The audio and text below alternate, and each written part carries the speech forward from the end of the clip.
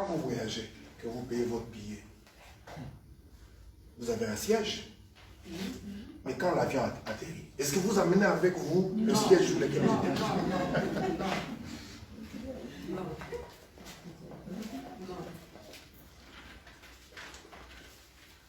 J'ai été encore hospitalisé à l'hôpital.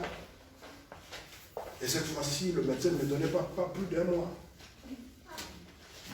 J'ai vu mon esprit sortir de mon corps. L'hôpital là où j'étais, j'ai vu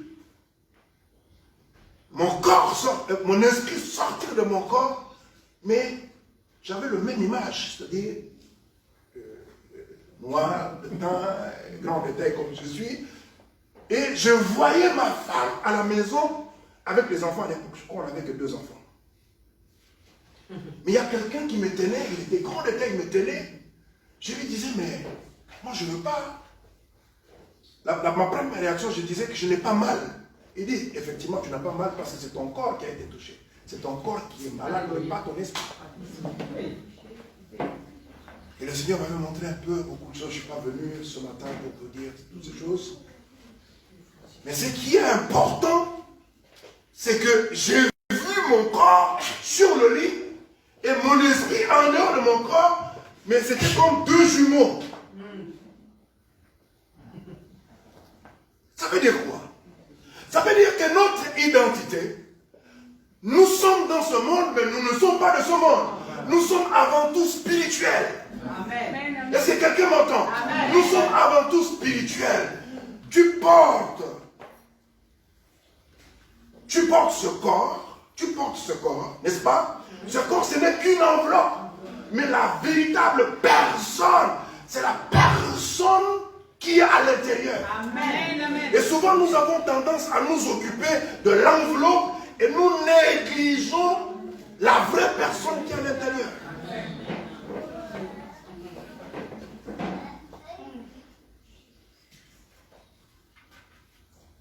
Si physiquement vous avez 2 mains, spirituellement aussi vous avez 2 mains. Si physiquement vous avez une bouche, spirituellement vous avez une bouche. Si physiquement vous avez des yeux, spirituellement aussi vous avez des yeux. Si physiquement vous avez 2 jambes, spirituellement aussi vous avez 2 jambes. Amen, amen.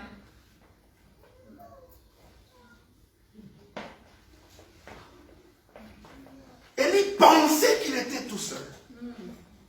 Mais Dieu lui dit non. Dans mon rétroviseur, sur mon GPS, il y a encore 7000 personnes qui n'ont pas fléchi.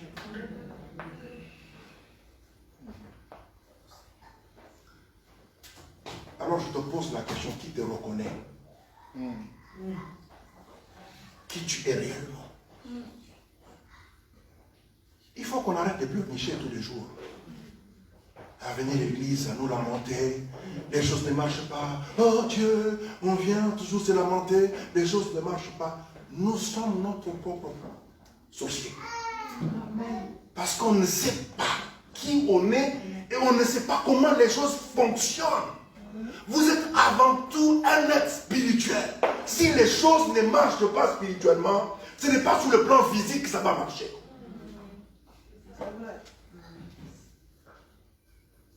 Et ces 7000 hommes, ils ont été identifiés par le ciel. C'est le ciel qui donne l'information au prophète en disant, il y a 7000 personnes. Je pose la question, si le ciel devait parler de toi, est-ce que le ciel te reconnaît?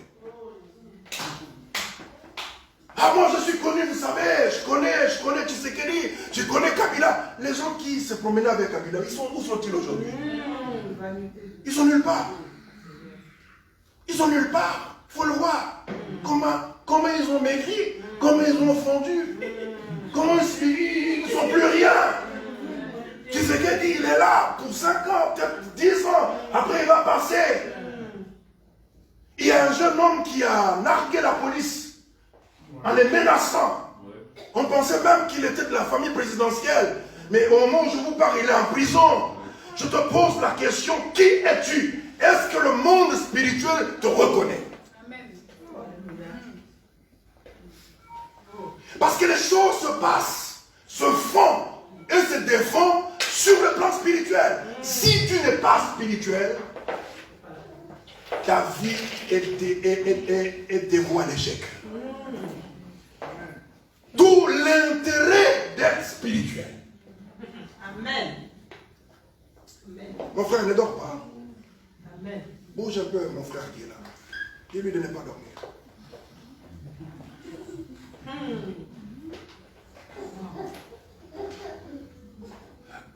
Quand on vient le dimanche, on s'habille, on est propre, bien parfumé. On veut se faire remarquer, on veut se faire voir, on veut passer inaperçu. Mais quand Dieu te voit, qu'est-ce qu'il voit? Voilà. Alors Dieu dit à son prophète, il lui dit, va et oint moi, première personne, Azaël. Répétez après moi, Azaël. En fait, Azaël, c'était un roi araméen. Le mot Azaël en hébreu signifie Dieu a vu. C'est pas qui Dieu voit. Il dit Dieu a vu. Ça veut dire que Dieu a des yeux et il voit. Et quand Dieu te dit qu'il le voit, c'est-à-dire il ne se fie pas aux apparences. Dieu voit au-delà de nos apparences. Au-delà de nos costumes, au-delà de nos marques, au-delà de nos parfums, au-delà de nos mèches. Dieu nous voit tel que nous sommes. Il nous voit nus. Nous on pense qu'on est habillé, mais devant Dieu, Dieu nous voit tel qu'on est. Tu peux mentir à tout le monde, tu peux mentir à ton mari, tu peux mentir à ta femme, tu peux mentir à ton pasteur, mais tu ne peux pas mentir à Dieu. Il est important que vous soyez vous-même. Il est important que vous sachiez qui vous êtes. Il est important que vous sachiez où vous allez. Nous sommes tous des pèlerins sur cette terre. Tout ce que nous avons, les voitures, les maisons, on va tout laisser. Alors il dit, Élie, tu es devenu dépressif, tu veux la mort, mais parmi ces 7 personnes, Dieu a choisi seulement 3 personnes. Je vais vous dire quelque chose. Être prophète, apôtre, évangéliste, pasteur, docteur, n'est pas ton identité. Yes. Amen. C'est la fonction que tu occupes. C'est ça. Beaucoup de pasteurs, beaucoup de prophètes vont aller en enfer. Ah oui. Avec leur titre, ils iront en enfer. Bien sûr. Bien sûr. Oh oui. Et nous serons chicotés sérieusement. Voilà. C'est vrai. C'est la vérité. Mais être enfant de Dieu, être enfant de Dieu, c'est notre identité. Être enfant de Dieu. Je ne suis pas n'importe qui, je suis un enfant de Dieu. C'est mon identité. Je suis un citoyen céleste. Amen, amen. Il dit, tu vas trouver Azaël. Tu vas le oindre. Le nom Azaël, je disais tout à l'heure, veut dire Dieu a vu. Il a vu quoi? Quand Dieu te regarde, au-delà de tes vêtements, au-delà des masques que nous portons, au-delà de tout ce que nous mettons comme cinéma, quand Dieu te voit réellement, qu'est-ce que Dieu te voit?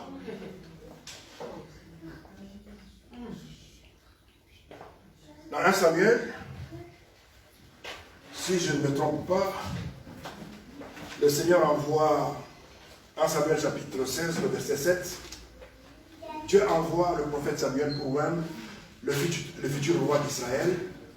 Et quand il arrive, 1 Samuel chapitre 16, le verset 7, il trouve le père de David qui présente ses 7 fils. La Bible dit, ils étaient grands de taille, ils étaient forts, ils avaient tout ce qu'on peut demander à un acteur de cinéma à Hollywood. La présentation. Mais quand le scanner de Dieu passe, Dieu le scanne, il lui dit, je l'ai rejeté. Il passe sur la 2e personne et dit, je l'ai rejeté. Pour la 3e personne, il dit, je l'ai rejeté. Jusqu'au 4e, et puis le prophète dit, est-ce que je me suis trompé. Parce que Dieu m'a dit que le futur roi d'Israël est dans cette famille. Les critères de recrutement de Dieu diffèrent de notre façon de voir les choses. Et Dieu va dire dans 1 Samuel au chapitre 16, vous les hommes, vous vous fiez aux apparences. Mais moi, Dieu, je regarde au cœur. Dis à ton voisin, Dieu est le seul qui voit, qui connaît l'état de notre cœur.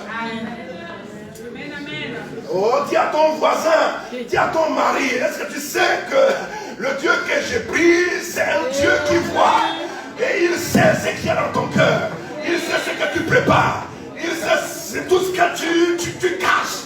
Tout ce que tu ne me dis pas, Dieu sait. Même l'argent que tu as caché là, Dieu sait là où tu es. Amen.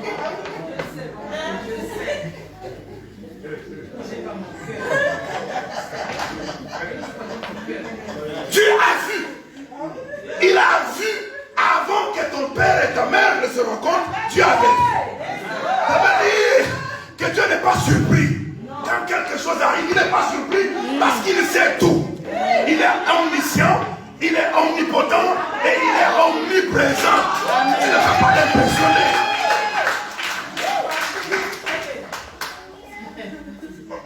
Alléluia.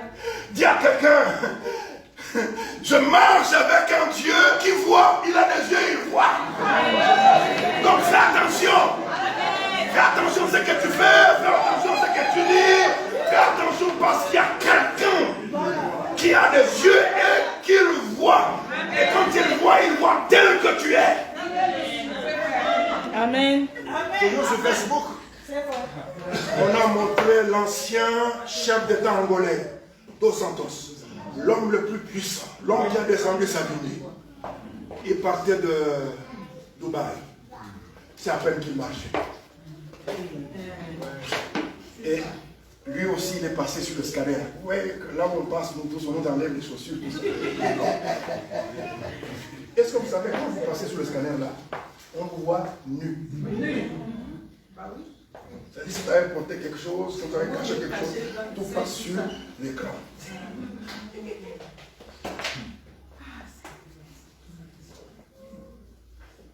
Il dit, ouah, Azaël. Et le temps que nous vivons, Dieu est en train de choisir, de trier. Amen. Il est en train de trier pour qu'il y ait la différence entre les vrais et les faux.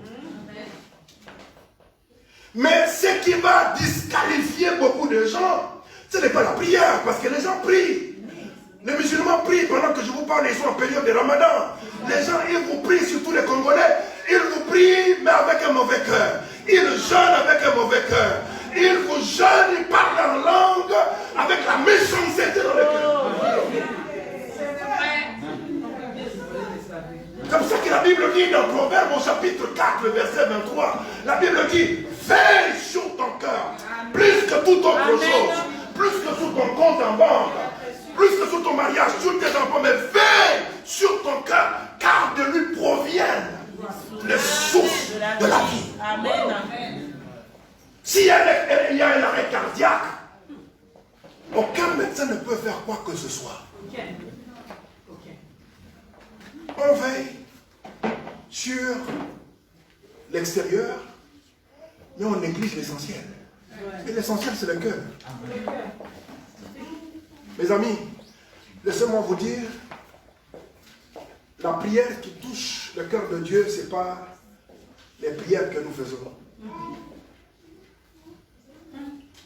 J'ai beaucoup aimé mon fils. Il y a quelques mois, il avait prêché à l'église. Et il avait donné cet exemple de Anne qui partait à l'église parce qu'elle était stérile. Et chaque année, elle faisait des offrandes. Et elle priait. Mais ses prières n'ont jamais touché le cœur de Dieu. Et puis un jour, elle est revenue toute seule pendant qu'elle balbutiait. Et que personne ne pouvait entendre ce qu'elle disait. Même le sacrificateur ne pouvait pas entendre ce qu'elle était en train de dire. Mais c'était une prière qui venait du cœur. Quand la prière vient du cœur, de fois on ne sait pas formuler une phrase correctement, mais Dieu, c'est lui qui voit le cœur, c'est lui qui connaît chacun de nous. Ce sont ces prières-là qui touchent le cœur de Dieu. Et l'homme de Dieu va dire à cette femme, mais avant quand tu priais, je t'entendais, tu demandais un enfant, mais aujourd'hui tu es devenu ivre au point où tu balbuties, tu dis des choses que je ne comprends pas. Ah, cette femme, si elle était à notre temps, elle pouvait dire, non, tu ne peux pas comprendre, il faut être spirituel. Parce que quand tu es spirituel, tu dois avoir un langage spirituel. Tu ne peux pas être spirituel et avoir un langage charnel. Il n'y a que les spirituels qui se comprennent. Parce qu'ils ont un langage qu'ils utilisent, il n'y a que les spirituels qui se comprennent. Oh, que le nom du Seigneur soit béni. Je dis, Dieu dit à Élie, va et oint Azaël. Le temps est arrivé où Dieu n'est pas impressionné par le nombre de prédications des voyages. Écoutez-moi, nous devons être spirituels. Être spirituel veut dire quoi? Veut dire dépendre totalement de Dieu. De ne rien faire sans consulter Dieu. Amen.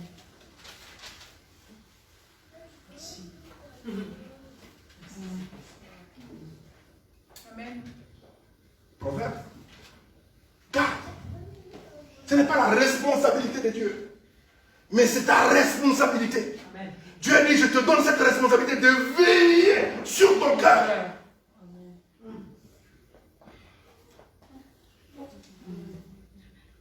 Dieu est en train de choisir une catégorie de personnes qui ne vont pas prier, formuler, prier en anglais ou en français pour impressionner les gens ou en créole, mais des gens qui ont le cœur de Dieu et qui savent comment toucher le cœur de Dieu. Ça sera cœur contre cœur. Est-ce que vous voyez des gens capables de toucher le cœur de Dieu? Amen, amen. Va et ouvre-le. Donne-lui cette capacité. La même capacité que j'ai de voir.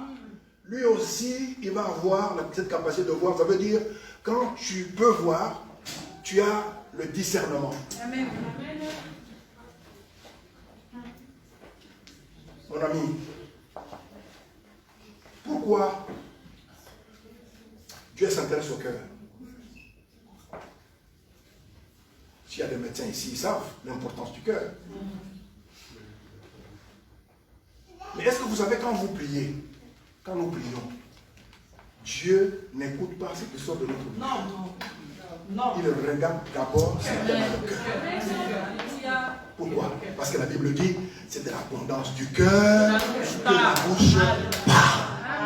Ça veut dire que ce que tu dis, si ce n'est pas en accord avec ce qu'il y a dans le cœur, tu peux même te rouler par terre, même aller dormir dans le lit de l'apôtre, te couvrir de ses draps. Il n'y aura pas de changement, il n'y aura pas de miracle.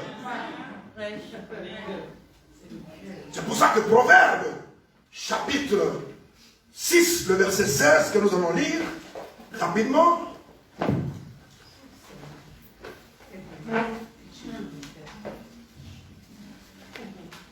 Proverbe chapitre 16. Non, Proverbe chapitre 6 plutôt, le verset 16, n'est-ce pas? Excusez-moi. Je lis rapidement la parole de Dieu. La Bible déclare ceci. La Bible dit, à partir du verset 16, il y a 6 choses qu'est l'Éternel, que est l'Éternel. Et même 7 qu'il en a en horreur. Les yeux hautains. Répétez après moi, les yeux hautains. Les yeux hautains. Mais quand on dit les yeux hautains, les gens se disent, ce sont mes yeux. Je regarde les gens avec mépris, tout ça avec... Non. Tu es un être spirituel. Il y a des gens à qui Dieu a donné le don de vision. Ça veut dire que quelque chose ne peut pas arriver sans que Dieu ne t'ait pas parlé. Sans que Dieu ne t'ait pas montré. Même dans le rêve, tes yeux sont ouverts. Avant que quelque chose n'arrive, Dieu t'ouvre les yeux, Dieu te prévient. Mais puisque avec tes yeux, Tu as des yeux. Avec tes yeux, tu passes ton temps à regarder les films porno. Tu es abonné sur Netflix. Si on bloquait les portables ici des gens et qu'on demandait aux gens de nous donner le code pour qu'on déverrouille qu'on regarde ce que tu as regardé hier avant de venir à l'église, Dieu seul sait. La Bible dit, il y a 6 choses que l'Éternel est. Et même 7 qu'il a en horreur. Les yeux hautains. Les yeux hautains. Pourquoi Dieu ne veut pas que nous ayons des yeux hautains? C'est parce que lorsque tu regardes, tu affectes. Quand tu regardes des insanités, tu affectes tes yeux spirituels. Tu te dis, moi j'ai regardé. Qu'est-ce que ça fait? J'ai regardé seulement. J'ai regardé. J'ai regardé, c'est mes yeux, j'ai regardé. Tu as regardé. Mais tu as remarqué, avant que quelque chose ne t'arrive, Dieu te parlait. Ou que tu voyais. Mais maintenant tu ne vois plus. Pourquoi? Parce que toi, tu te limites à des yeux physiques. Mais ce que tu fais ou ce que tu regardes n'affecte pas seulement tes yeux physiques, mais ça affecte tes yeux spirituels. Et Dieu aime cela. Parce que Dieu dit, rien ne peut arriver à mon serviteur, le prophète, sans qu'il ne soit au courant. Tu ne peux pas dire que tu as le Saint-Esprit, tu parles en langue, et que des choses arrivent dans ta vie, tu es surpris. Mais si ce matin tu prends seulement la décision et tu comprends que je n'ai pas seulement des yeux physiques, mais j'ai des yeux spirituels, et que j'ai besoin de ces yeux-là pour vivre dans ce monde. Mes amis, le monde dans lequel nous vivons, nous devons avoir des yeux spirituels. Amen. Je dis, nous devons avoir des yeux spirituels. Il y a des gens qui rentrent dans nos églises. Ils ne peuvent pas te toucher physiquement, mais ils peuvent miner un cadeau ou de l'argent. Et quand quelqu'un met une enveloppe minée pour toucher ton ministère, Dieu t'ouvre les yeux. Un homme de Dieu, il donne ça. 2 pasteurs sont partis. 2 faux pasteurs sont partis. Ils étaient chez les féticheurs. Et ils voulaient l'atteindre. Ils voulaient le tuer parce qu'il, par son ministère, il dérangeait. Et je peux vous dire que votre pasteur dérange. Il dérange. Il dérange, c'est pour ça que le maire ne veut pas de cette église ici. Il dérange, c'est pour ça que les politiques commencent à se mêler. Parce qu'il n'est pas dans leur réseau, il n'est pas dans les réseaux exotériques, dans les réseaux de franc-maçonnerie, de la Rose-Croix. Même les banquiers, tous, ils s'associent. C'est ça. Oui, c'est la vérité. Oui. Ces pasteurs sont venus. Ils ont dit, homme de Dieu, nous venons avec une enveloppe pour que tu pries pour nous, pour que la grâce. Au moment où il voulait imposer les mains, le Saint-Esprit lui a dit non, prie. Quand il a commencé à appeler, la puissance de Dieu est descendue. Ces des pasteurs sont tombés. L'un d'eux va dire, avant de venir ici, nous étions chez les féticheurs. Et les féticheurs avaient miné notre tête. Si tu nous avais seulement imposé les mains, à l'instant même, tu devais mourir. Mais s'il n'était pas spirituel et qu'il n'avait pas les yeux pour voir, il allait se précipiter en regardant l'enveloppe. Et je vais prier rapidement, je vais récupérer l'enveloppe. Qu'est-ce servirait-il à un homme de gagner le monde entier s'il arrivait à perdre son âme? Mes amis, il y a des pasteurs qui ont bien commencé et en cours de route ils ont dévié. Tu penses comment ils ont dévié? C'est parce que les gens ils ont décidé d'être orgueilleux. Ils ne consultent plus Dieu. Quand il m'a appelé, je lui ai dit, mon fils, je te rappelle. J'ai fait une courte prière. J'ai dit, oh Dieu, tu sais que je l'aime. Est-ce que c'est ta volonté? Dieu dit, vas-y. Amen. Amen. Amen. Amen. Amen. Je ne suis pas venu pour que les gens m'acclament. Non. Que les gens me reconnaissent, qu'ils fassent quoi que ce soit. Je suis venu tout simplement vous parler la part du Seigneur. Merci. Il y a des gens que Dieu a dotés de capacités. Quand quelqu'un te dit, je vois ou j'ai vu exactement ce que que la personne a vu, c'est tel que la personne a vu, c'est ce qui va arriver. Mais où est passé, c'est bon.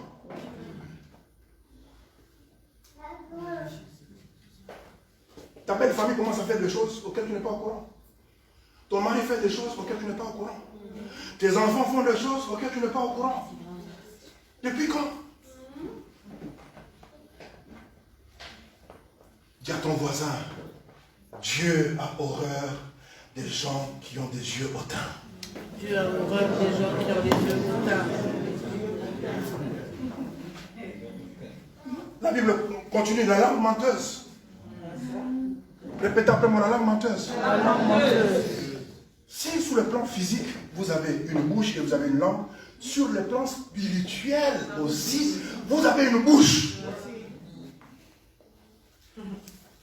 Les 7 fils de Séba, vous connaissez l'histoire, non? Ils ont pris un fou, ils l'ont amené dans une maison, ils ont commencé à chasser les démons qui étaient, les démons parlaient. Ils ont dit, mais qui êtes-vous? Sur le plan spirituel, on ne vous reconnaît pas. Vous n'avez pas une identité. Le ciel ne nous dit pas qui vous êtes. Et vous n'avez aucun droit sur nous. Un pasteur à Rouen, il n'avait pas de papier à l'époque. Il est parti chasser un démon dans la vie d'une femme. Les démons lui ont parlé. Ils ont dit, toi, demain, à 9h, les CRS vont t'arrêter et tu vas te retrouver au Gabon.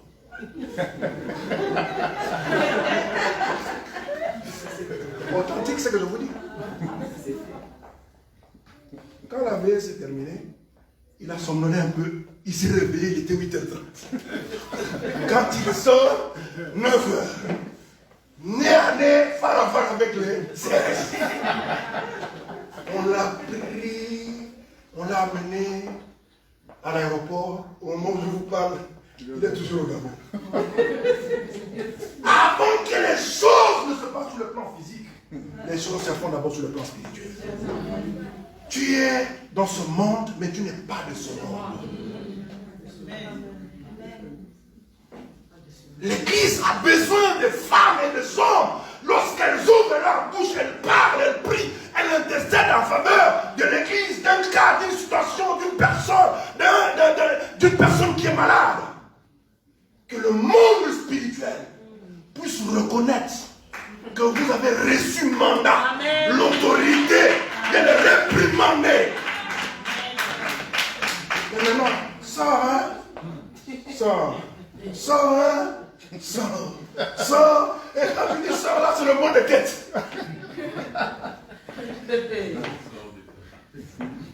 Parce qu'avec notre bouche, on dit n'importe quoi. On se dit. Vous savez, il y a des gens. Je fonctionne dans un monde en dehors du ministère où je traite avec les États, les chefs d'entreprise. Je me suis retrouvé dans un pays, je vous avais donné le témoignage, où je me suis retrouvé à Iran, devant des personnalités, des ingénieurs, des gens vraiment influents. Moi, je ne suis qu'un autodidacte plutôt. Mais quand j'ai ouvert ma bouche, j'ai commencé à parler, tout le monde s'est levé. Et les gens m'acclament. Et moi-même, je me tourne. Qu'est-ce que je dis pour que tout ce monde-là se lève? Je dis à quelqu'un, Dieu voit ce qu'il y a dans ton cœur. L'église n'est pas un problème pour toi.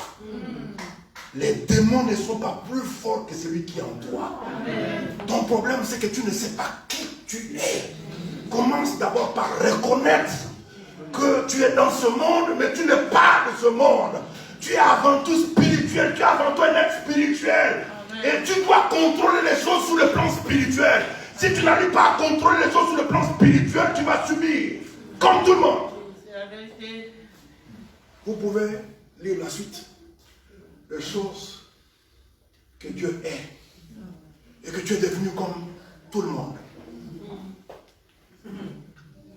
Tu commences à te lamenter. Tu viens à l'église pour pleurnicher. Dis à ton voisin, arrête de pleurnicher. Deuxièmement, à cause de notre état spirituel, qu'est-ce que Dieu fait? Quand tu pries, Dieu regarde. L'état de ton cœur. Il dit, mais il n'a qu'à arranger d'abord ce qu'il y a dans son cœur. Enlève ce qu'il y a dans ton cœur. Change. Discipline-toi. Il y a des choses que tu ne peux plus voir. Il y a des choses que tu ne peux plus regarder. Parce que tu veux voir comme Dieu voit. Tu veux parler comme Dieu parle. Amen. Tu veux retrouver l'autorité dans le monde, dans le sphère spirituel. Quand tu te lèves et tu dis au nom de Jésus, amen, que le puissant du ténèbre se retire. Tous les démons reconnaissent que tu as été mandaté pour ça. Amen. Et qu'ils n'ont rien à te reprocher. Amen. Jésus a dit, le diable, il vient. Mais il n'y a rien de lui en moi.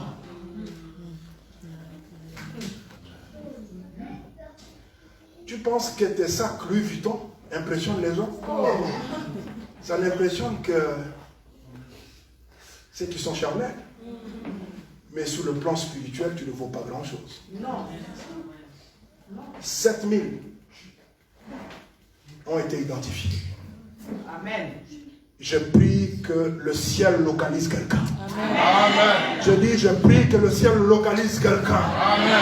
Que l'esprit d'aveuglement quitte ta maison. Que l'esprit d'aveuglement te quitte cette église. Et dans cette église, qu'il y ait des gens qui ont des yeux pour voir ce qui se passe. Parce que c'est lui qui voit, il a la capacité d'anticiper. C'est lui qui a la capacité d'anticiper. Il est en avance devant tout le monde. Amen. Et il dit au prophète Élie, après Azaël, tu viendras qui? Jéhu. Jéhu signifie, pour aller vite, signifie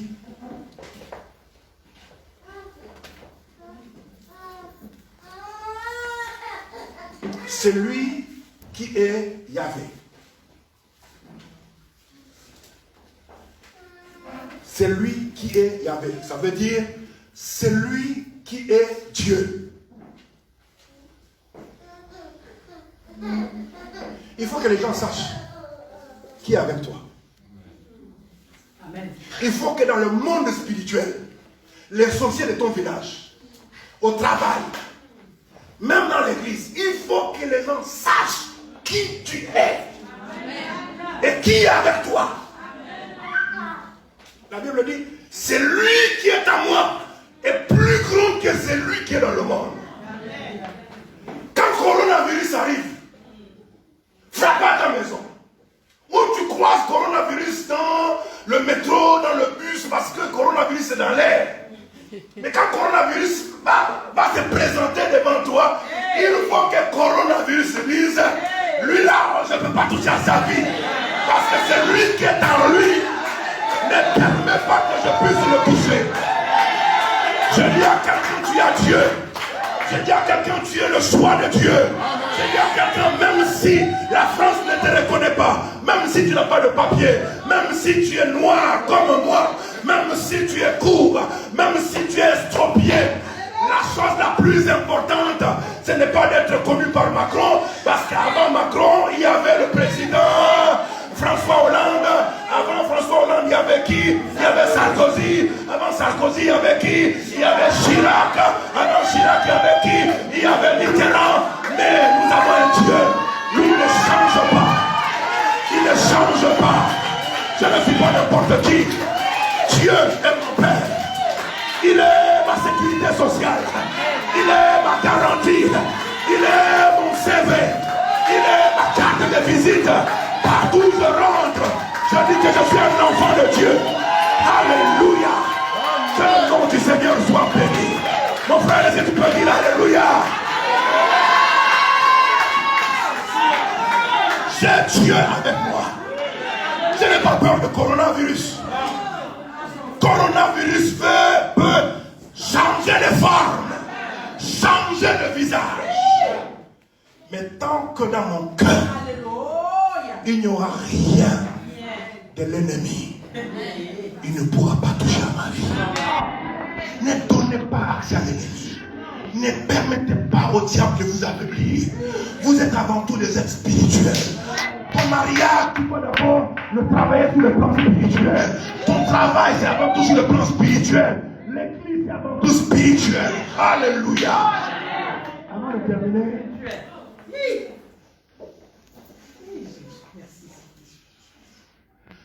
si le monde physique ne me reconnaît pas, le monde spirituel me reconnaît.